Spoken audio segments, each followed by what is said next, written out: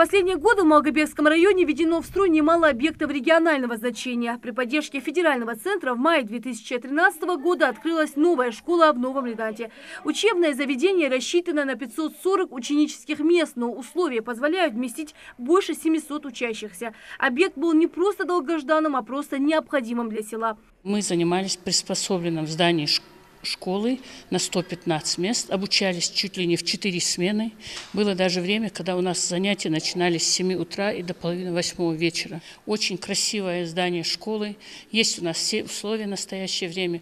Очень хороший спортивный зал, есть кинозал, 2 компьютерных класса, столовая. Школьникам можно позавидовать. Дети занимаются только в одну смену. Успевают и отдохнуть, и уроки сделать. Условия в той школе, сказать честно, были не очень.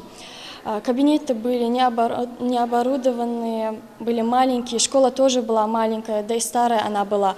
А в этой школе все чисто, все красиво, большая. У нас очень красивый актовый зал. Еще один объект, который появился в Малгобекском районе в рамках ВЦП – мясомолочный комплекс на 800 голов в сельском поселении Сагапши. Предприятие позволяет получить в среднем 12 тонн молока в сутки. Здесь установлено высококачественное германское оборудование. На комплексе задействованы местные рабочие. Один из них – начальник смены Идрис Эльмурзиев, который по специальности ветеринар. Я здесь смотрю за кормлением, чтобы вовремя корм подавали, за дойкой наблюдаем, чтобы правильно коровы доились, чтобы правильный уход был за коровами.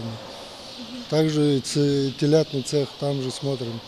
В рамках федеральной целевой программы в селе Нижние Очулки возвели 3 новых корпуса для студентов топливно-энергетического колледжа. Это единственное учебное заведение в Ингушетии, где готовят специалистов в сфере энергетики. Продолжает ряд открытий детский сад «Солнышко» в сельском поселении Нижние Очулки. Здесь обучаются более 400 детей. Большие просторные залы, игровые площадки и пищеблок с самым современным оборудованием. В нашем штате работает 108 человек, из них 36 педагогов. Для нашего села, конечно, это огромный подарок. У нас очень благоустроенный, современно оборудованный детский сад. В садике имеется благоустроенный физкультурный зал, музыкальный зал. А физкультурно-оздоровительный комплекс в селе Верхние Очулки даже издалека не заметить невозможно. Здесь одна тренировочная площадка, 1150 квадратных метров.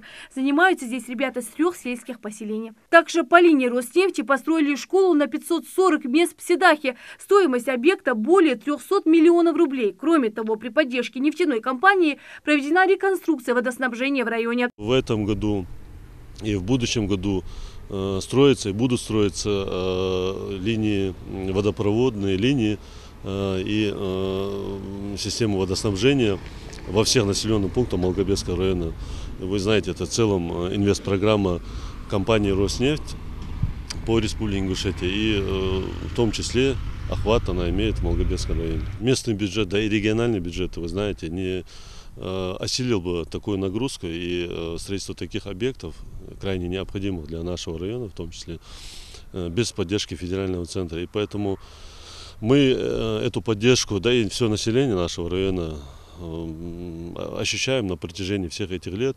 За время реализации федеральной целевой программы в Малгобекском районе построено порядка 10 объектов, что позволило обеспечить рабочими местами около 700 человек. Рина Сычуева, Адам Далаков, Новости 24.